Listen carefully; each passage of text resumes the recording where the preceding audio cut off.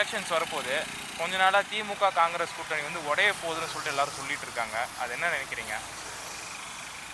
என்ன கேட்டாக்கா கட்சிக்காரங்களை வந்து கரெக்டாக நம்ப முடியாது. இப்படியும் பேசுவாங்க, இப்படியும் பேசுவாங்க. மக்கள் எதனா ஒரு மாதிரி பேசுவாங்க, உள்ளுக்குள்ள ஒரு மாதிரி பேசுவாங்க. பொதுவாக சொல்லப்போனால் கட்சிக்காரங்களை யாரும் நம்ப முடியாது. எப்படினாலும் மாறலாம். இன்றைக்கி வேலைக்கு போகிறான்றவங்க நான் மறுநாள் போயிட்டு அவங்களுக்குள்ளே பேசி சமாதானம் ஆகிடும். அவங்களாம் வந்து நம்ம எதுவும் இது பண்ண முடியாது, எதுவுமே இது பண்ண முடியாது. ஒரு காங்கிரஸ் வெளியே போகிறதுனால திமுகக்கு அது பலமாக இருக்குமா இல்லை பலவீனமாக மாறும்? காங்கிரஸ் தான் அவங்களுக்கு இதுவே ஒரு வலது கை மாரி.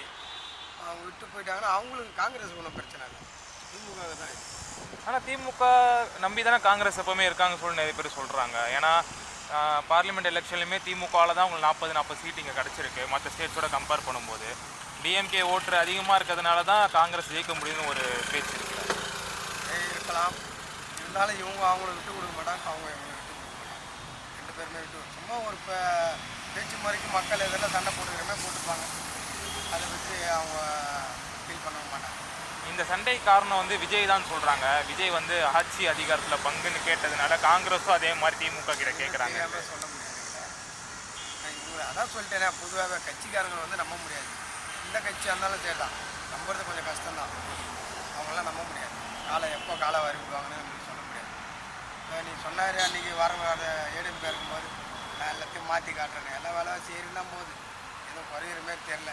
பால் வெள்ளிலேருந்து எல்லாமே ஏறினா போகுது. 5000 போட்டார்.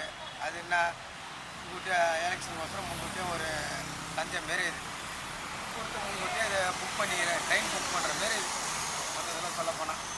அடுத்த வாட்டி வந்தால் அதை பண்ணுறேன் இதை பண்ணுறேன், எதுவும் பண்ண மாட்டேன். அவங்க வேலையை அவங்க பார்த்துக்கிறாங்க, அவ்வளோதான். இதில் ஒன்றும் அவங்கள பற்றி பேசுகிறான் சொல்லி, ஆனால் அது சொல்கிறதுனால ஒரு பிரயோஜனமும் இல்லை. அவங்க இந்த காதில் வாங்கி இந்த காதில் விட்டுருவாங்க. அதே மாதிரி காங்கிரஸில் இருக்க தமிழ்நாட்டில் இருக்க 2ஆம் கட்ட தலைவர்கள் எல்லாருமே விஜய் கூட போகணும் அப்படின்றாங்க. விஜய் கூட போனால் அவங்க வெற்றி வாய்ப்பு எப்படி இருக்கும்? அதெல்லாம் எனக்கு சொல்லப்போனால் எனக்கு கட்சி பற்றி தெரியாது. பொதுவாக சொல்லப்போனால் யாருனாலும் மாறலாம், அதான் என்னோட கணிப்பு. எப்படினாலும் மாறலாம். இப்போ செங்கோட்டையன் போயிட்டாப்போல, அவர் போனதுனால என்னன்றாங்க, கேள்விப்பட்டது வரைக்கும் அவர் போனதுனால நீங்கள் விஜய் வரலாம் அப்படின்னு ஒரு வாய்ப்பு இருக்குது அப்படின்றாங்க.